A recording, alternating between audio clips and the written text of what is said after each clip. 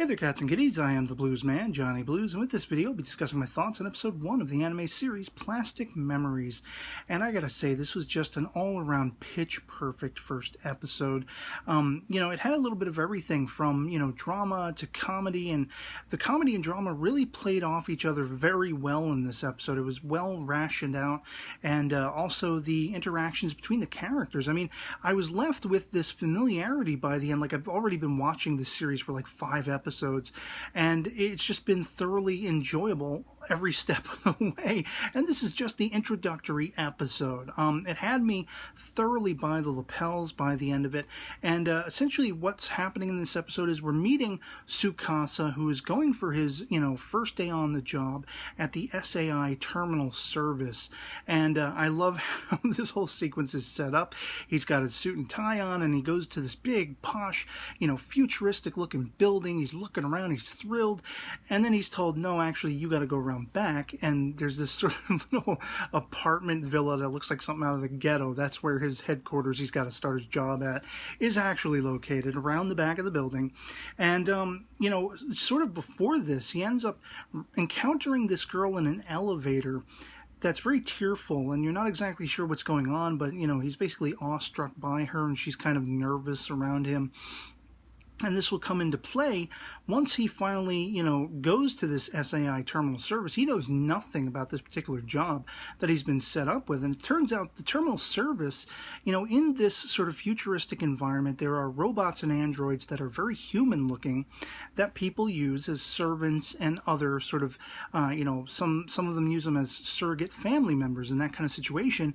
And the terminal service actually, there's a 9-year limit for each of the robots that are out there in the world, and it's the terminal service's job to go out and bring them back in before the memory becomes faulty, and the product, if you will, of these robots starts to break down, and trouble could ensue because of that, and people can get in trouble and all that kind of situation. So you basically are introduced to this whole cast of characters. There's this one woman, Kazuki, who's kind of like the working boss. There's actually a boss guy above her, this old fart, if you will. And but he ends up making her do most of the boss-like work.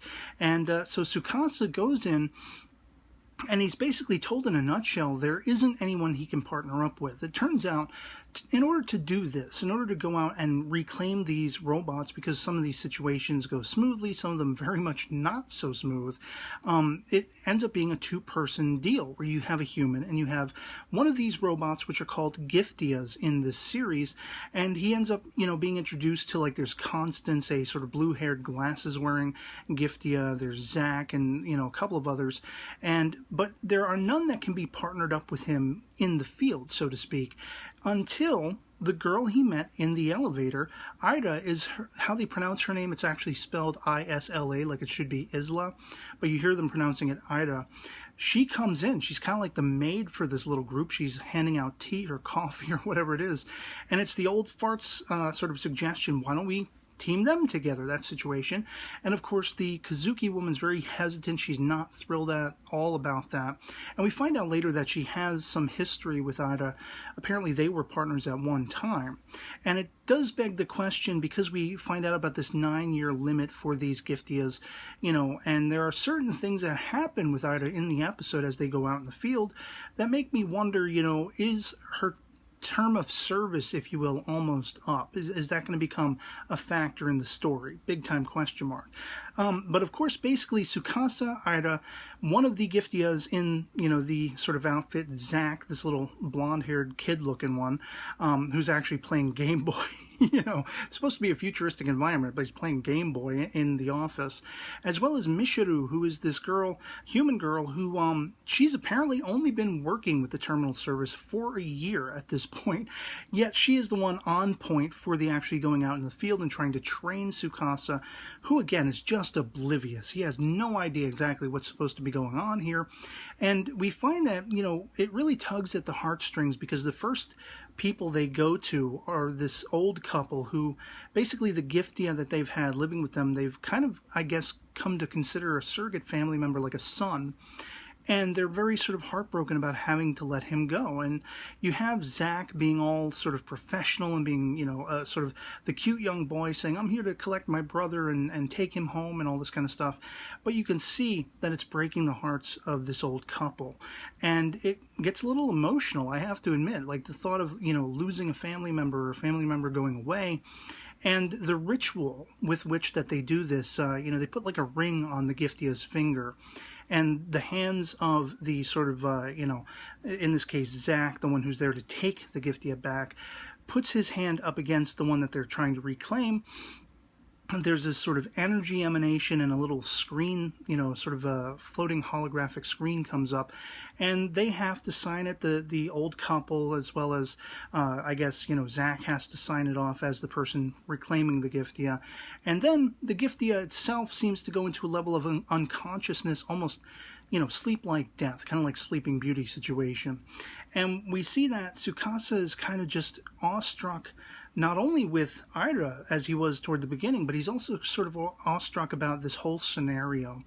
And so they go on another mission shortly thereafter, where you basically have Mishiru telling him, you think this is how it's going to be every day? In a good week, you might have like 3 of these a week that you'll be able to do successfully, hopefully, fingers crossed. But this is in no, way how smooth it's meant to be. They go to this old woman's house who has one as sort of a granddaughter, this little girl, Nina, who is the Giftia. And she just outright flat will not let them in the house. They have no choice but to move on. And there's this whole sort of next, couple that they go to, I guess you could say.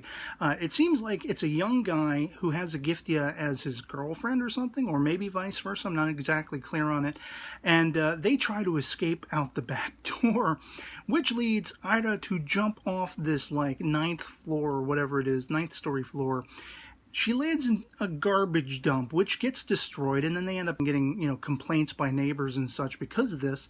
And then, of course, you have Ida talking about the humor of the episode, walking in, handing out tea, and she still has an old discarded banana rind on her head because she hasn't taken a shower. And, apparently these Giftias are that human that they consume food, they'll have to go to the bathroom, and you can almost apparently not tell the difference between robot, android, or human, or otherwise. So basically, he's given by Mishiru the chance to pick one of like 5 cases to take on as his first official case that will be between he and Ida. And he goes for the old woman with the young girl, Nina. And they try again and again. You basically have Ida coming up with these plans like, first I'm going to offer them tea. Let's have a sit down, some tea time. Doesn't work. Then she comes back with tea and cookies, and then she comes back with tea and some other sort of snack cake, and then she's like, okay, I have an ace in the hole. The last time they do this, she comes with a whole sort of smorgasbord of food. It looks like burgers and cupcakes and all this kind of stuff.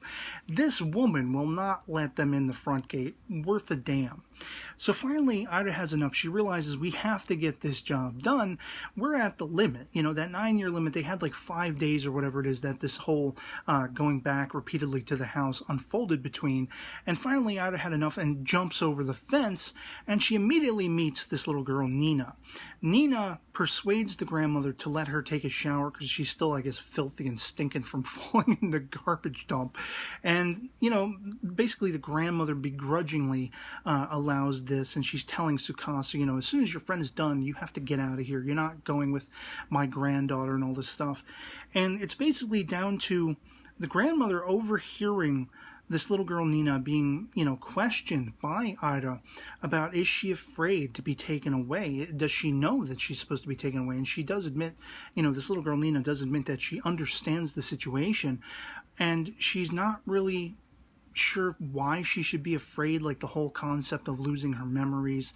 And I guess they sort of delete it all because the very personal, lives that these people share with whatever Giftia they happen to have with them, whether it be familial, whether it be lovers, whether, all that kind of stuff. There's a lot of personal information that gets stored in the memory database that will soon to break down after that 9-year, period. And so they have to, that's why they have to, by law, get the person to sign off on the gift yet and retrieve it.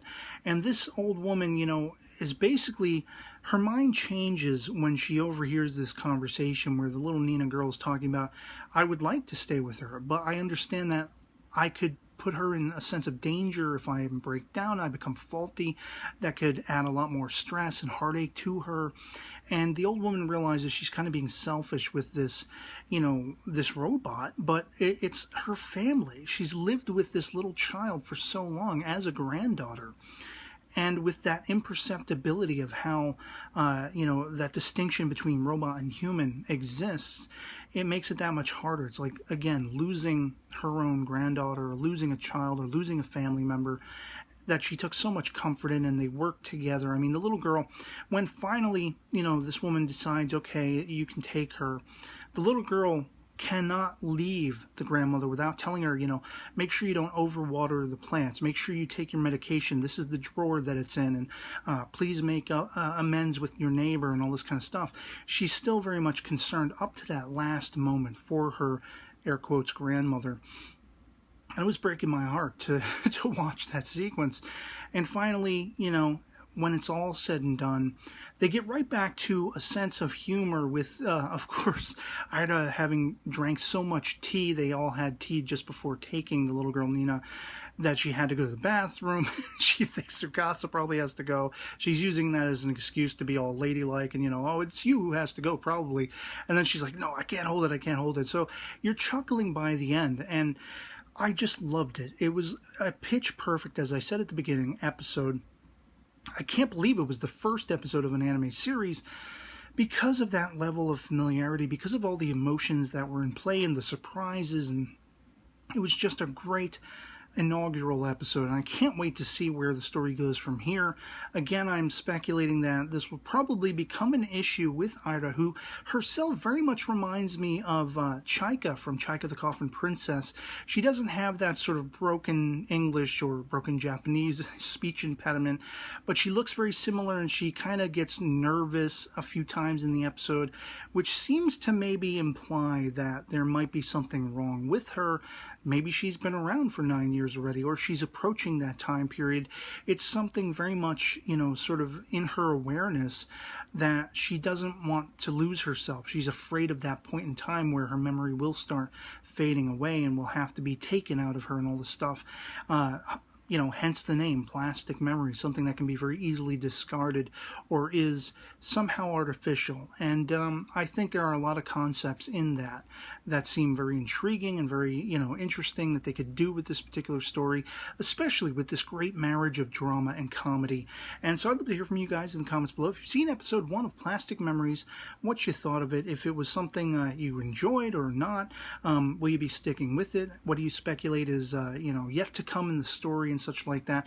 And, you know, anything goes in the comments. I love having the conversation with you guys. So otherwise, that'll be pretty much it for me on this, and I'll catch you later. Peace.